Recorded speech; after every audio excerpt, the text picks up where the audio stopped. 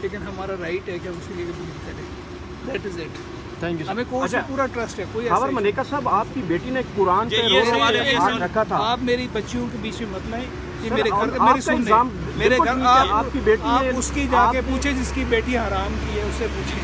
Thank کبھی you, us sir. سے پوچھیں. لیکن وہ ہمارے سامنے آئے گا تو اس کو بھی اس سے بھی سوال کریں گے آپ سر. اللہ میں آپ کی بیٹی ہمارے لیے عزت کے قابل ہے. بہت آپ جواب دیں گے سر. آپ نہیں پوچھیں گے اس وقت یہ مناسب نہیں ہے. ٹھیک سر.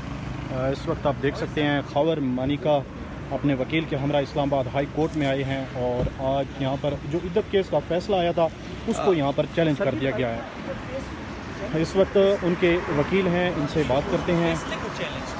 اچھا، کیا اس میں کن پوائنٹس کو ہائی لائٹس کیا گیا؟ دیکھیں، پوائنٹس کے اوپر میں آپ کو نہیں بتا سکتا. دیکھیں، جو فیصلہ ہے وہ تو آلریڈی پبلک ہے.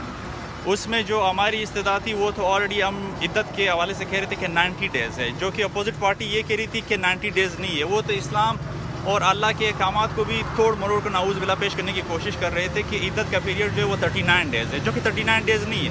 دوسرا یہ امپریشن میڈیا پہ بنایا جا رہا ہے کہ پرٹیکولرلی سوشل میڈیا پہ کہ یہ عورتوں کے اگینسٹ ایک مہم چلائی جا رہی ہے. دیکھیں، عورتوں کے حقوق کے تحفظ کے لیے یہی ہے.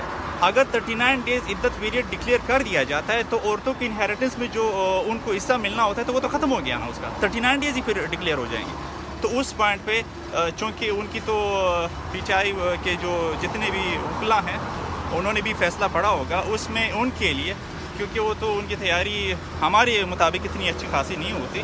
وہ تو صرف اپنے ہی پوائنٹ پہ کرتے ہیں اور سوشل میڈیا پہ آ کے سبجیکٹس میٹر کو اچھالنے کی کوشش کرتے ہیں اور اپنی پروموشن کر رہے ہوتے ہیں کہ ہم نے یہ کیا، ہم نے وہ کیا، جو کہ اس سے نہیں ہوتا. ہم بالکل بھی کیس کے حوالے سے بات نہیں کریں گے، کیس کے سٹیٹس کے حوالے سے بات نہیں کریں گے.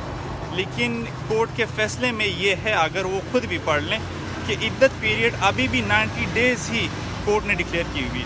نمبر 1. نمبر 2، اورل ڈیورس کے حوالے سے ان کے پاس کوئی ثبوت نہیں ہے. ابھی کتنی توقع ہے آپ کو کہ یہاں سے آپ کو 100% ہے. 100% ہے. اگر نہ ہوتی تو پھر کورٹ کیوں آتے؟ اچھا، خاور ملیکا کو کافی وکلا چھوڑ گئے ہیں، آپ تو نہیں چھوڑ جائیں گے؟